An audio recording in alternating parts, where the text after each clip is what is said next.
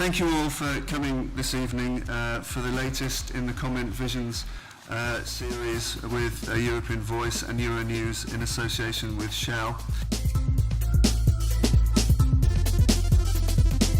If you don't look at the productions themselves or operations themselves, you look at the economic zones, you actually see that the area is quite large, the area that could potentially be host to offshore activities. And what you equally see is that large areas actually belong under the jurisdictions of member states that at the moment do not necessarily have extensive operations or no operations at all. So they would be at some point potentially newcomers to the game.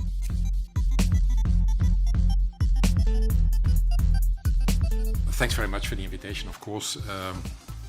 Excellent timing. You referred to the upcoming votes in the Parliament tomorrow in the Jury Committee. We know that there is an intense debate going on whether it has to be a regulation or a directive. There are fears that the redrafting of equivalent national legislation as a result of a regulation would diverse the resources from the safety assessment and inspections.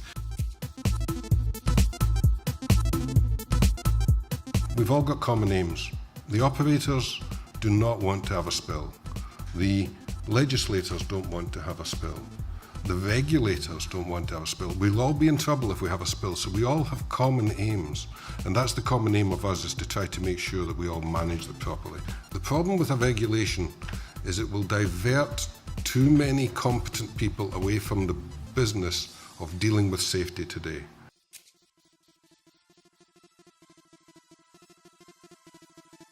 I think it's a fairly common understanding that there is a significant risk out there for a major oil and gas accident. We have seen it in Europe, unfortunately, many times. We have seen it obviously in the Mexican Gulf, which is the source of the initiative of this new legislation. And right there is exactly why we believe that there is a very important case for an EU-wide regulation.